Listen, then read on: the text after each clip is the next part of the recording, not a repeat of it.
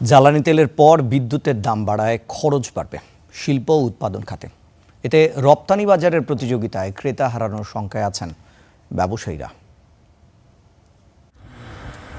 বিদ্যুতের নতুন মূল্য ঘোষণায় শিল্প ও গার্মেন্টস কারখানার মিডিয়াম ভোল্টেজ এমটি বা হাই টেনশন এইচটি সংযোগে ইউনিটের দাম ও ডিমান্ড চার্জ দুটোই বেড়েছে। এতে তৈরি পোশাক খাতের উৎপাদন ব্যয় বাড়বে, যার প্রভাব পড়বে পণ্যমূল্যে। রপ্তানিকারকরা বলছেন, এমনিতেই যুক্তরাষ্ট্রের বাজারে চ্যালেঞ্জের মুখে আছে দেশ। এখন জ্বালানি ও বিদ্যুতের দাম বাড়ায় উৎপাদন খরচ বেড়ে প্রতিযোগিতায় পিছিয়ে পড়বেন তারা, কমে যাবে ক্রেতা।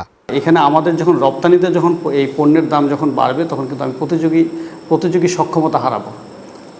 আলটিমেটলি কী হবে? আলটিমেটলি আমি অর্ডার হারাবো, আমার দেশ রপ্তানি হারাবো। ইন্ডিয়া কিন্তু এখানে একটা সুযোগ নিয়েছে।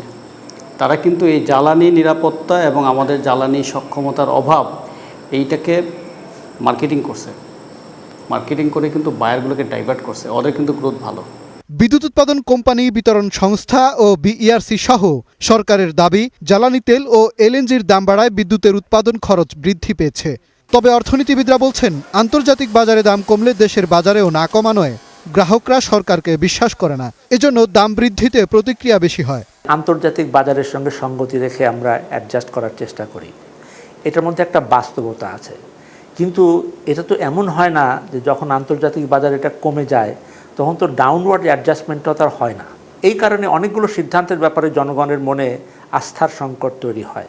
কিন্তু সবচেয়ে বড় যে বিষয়টা হবে অর্থনীতিতে, সেটা হচ্ছে যে শিল্প খাত তো অলরেডি বেশ একটা মারাত্মক ঝুঁকির মধ্যে রয়েছে, দুর্বল হয়ে আছে।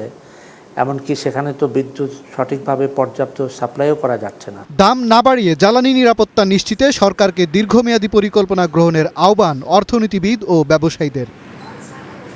মাজহার মাহবুব, স্টার নিউজ, ঢাকা।